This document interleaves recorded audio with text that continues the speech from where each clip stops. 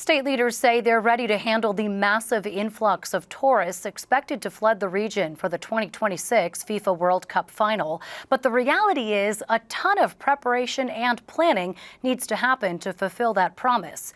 Today, members of the Assembly Tourism Committee got together with representatives from FIFA for a hearing at MetLife Stadium, where the games will be held, to go over the upgrades needed here and just how much New Jersey stands to gain.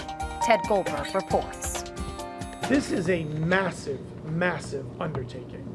This is a not for the faint of heart sort of situation.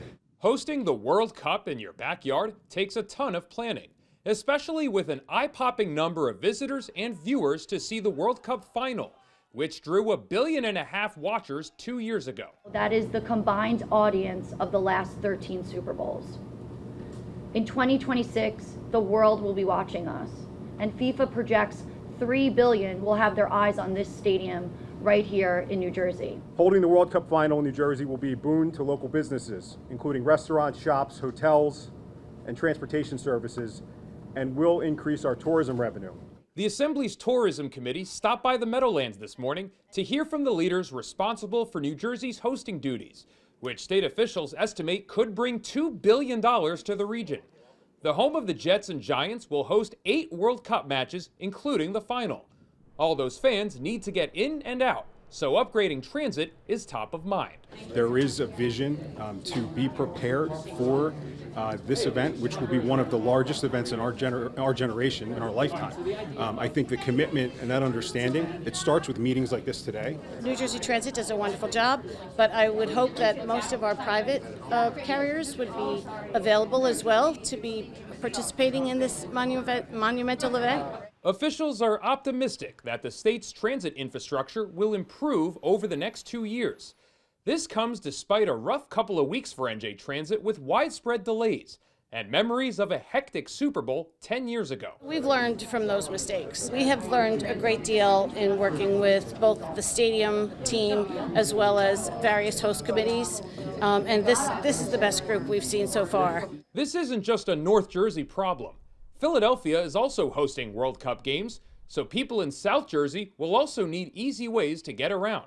It is always an issue in South Jersey because we are considered a transit desert. We have less public transportation than our northern friends.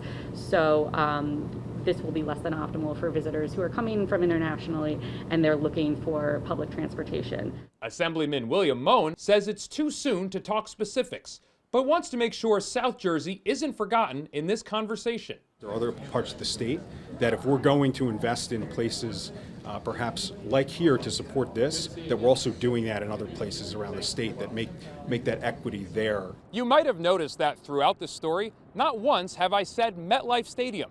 That's because the stadium behind me will be known as New York, New Jersey Stadium throughout the World Cup. FIFA has very strict rules about the use of corporate names for stadiums, especially if they conflict with sponsors. A small price to pay for a possibly huge return in tourism dollars for New Jersey. In East Rutherford, I'm Ted Goldberg, NJ Spotlight News. Support for the Business Report is provided by Experience the vibrancy of Newark's Arts and Education District and Halsey Street. Halsey, a neighborhood built on heart and hustle. Visit halseyN-w-k.com for the 2024 Halsey Fest schedule. And by NJMEP, a partner to New Jersey's manufacturing industry, focused on productivity, performance, and strategic development. More on njmep.org.